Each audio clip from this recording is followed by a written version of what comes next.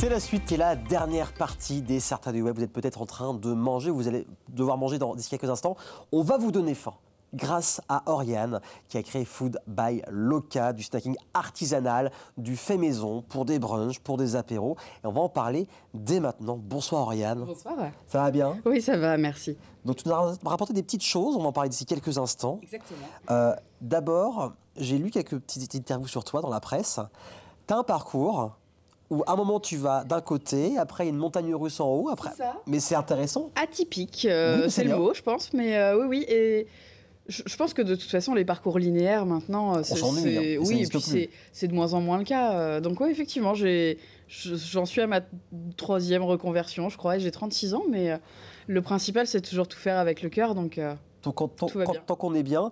Donc je rappelle un peu ton CV vite fait. Donc tu as été gérante responsable du Columbus à l'époque de Place de la République. Exactement. Ensuite, attachée parlementaire. Exactement. Et puis tu t'es dit, tiens, j'ai envie de revenir à la cuisine, à la nourriture, à ce côté un peu épicurieuse.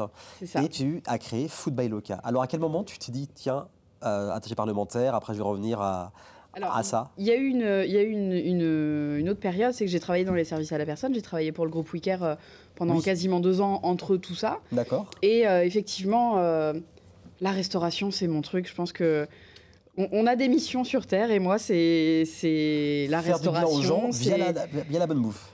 Ouais, c'est ça. J'aime bien faire plaisir et faire plaisir avec la nourriture, c'est mon truc, mais c'est mon truc aussi dans la vie privée. Oui. Et c'est vrai qu'en fait, ce qui m'a aussi redonné envie d'ouvrir une autre entreprise dans l'alimentaire, c'est mes potes. Et je pense qu'ils se reconnaîtront d'ailleurs s'ils me regardent, mais parce qu'en fait, ils réclament tiens, on fait un apéro. Allez, viens. Tu fais à manger. Tu fais le dessert. Et en fait, bon, je me dis, si ça leur fait plaisir à eux, ça doit pouvoir faire plaisir à plein d'autres gens, du coup. Et voilà, et c'est ça le déclic, c'est les copains, le déclic de se dire, tiens, si ça plaît à une partie de la population, ça va plaire à d'autres personnes. Vraiment. Au-delà du fait que ce soit vraiment mon métier de cœur, et donc, effectivement, j'avais le Columbus Café à l'époque, et c'était vraiment... c'était un projet qui était très cher à mon cœur, mais ouais, le fait de voir que ça plaît aux copains et qu'on peut faire plaisir... je me dis que si ça leur plaît à eux, oui, voilà, ça doit pouvoir plaire à plein d'autres gens. Et c'est vrai que quand je leur ai annoncé, la réaction, ça a été oui, c'était une question de moi, quoi.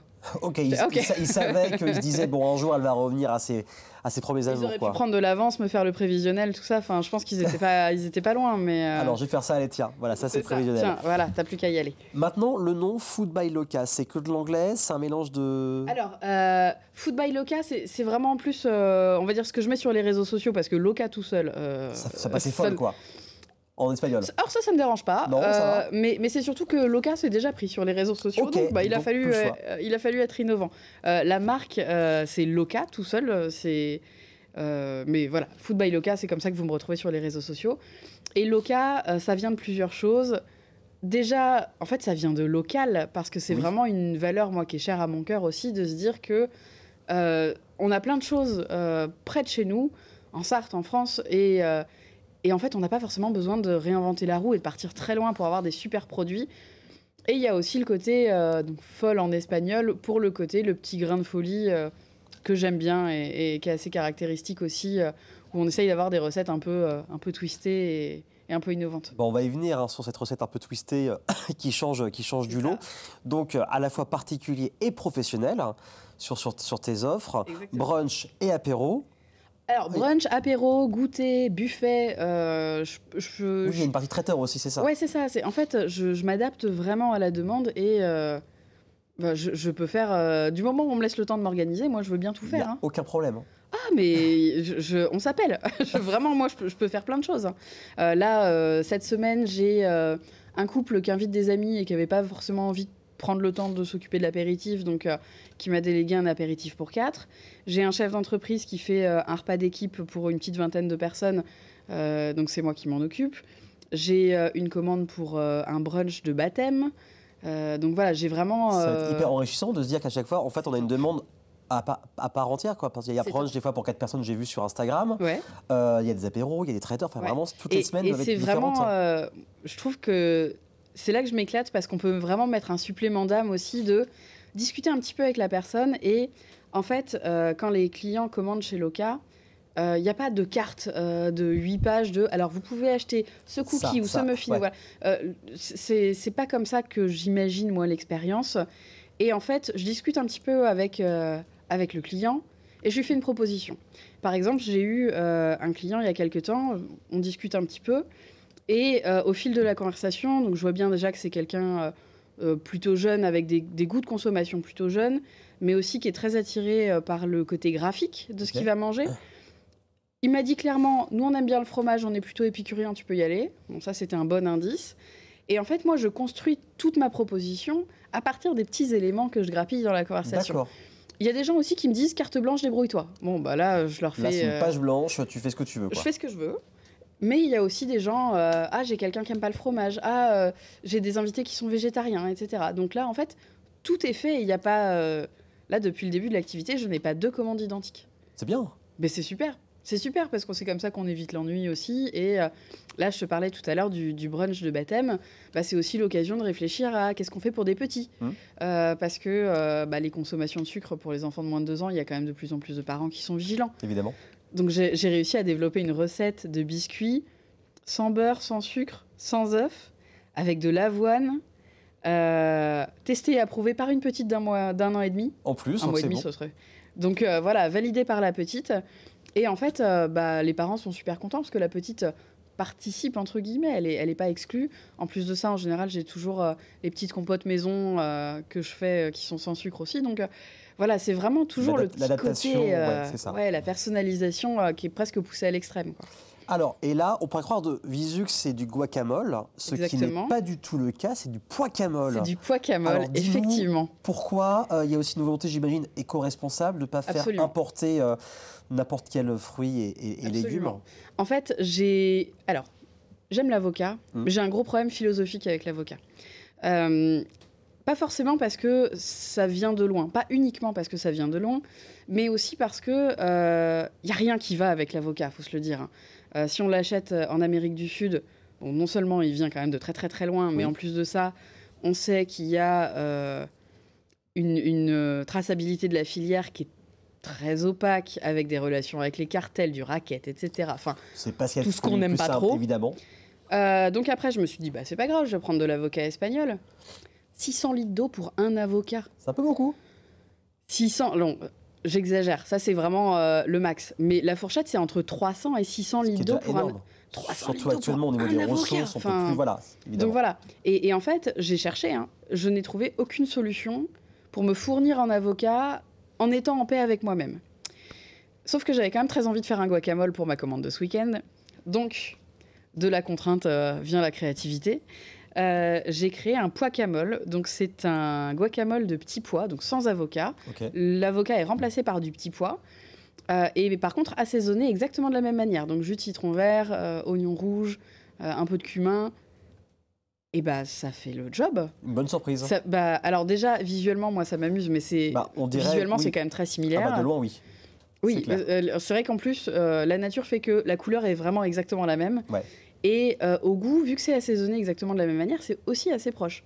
Donc, voilà, j'ai trouvé ma solution pour être en paix, faire du presque guacamole, donc du poicamole. Et ça va être testé par les premiers clients ce week-end. Et puis par toi aujourd'hui. Là, ils sont en train de regarder, j'imagine, derrière. On va manger ça après, vous inquiétez pas. On va manger ça, ce que vous voyez là. Faut pas perdre. Le gaspillage alimentaire, c'est pas bien. Bien sûr, en plus, c'est l'heure de manger, là, bientôt.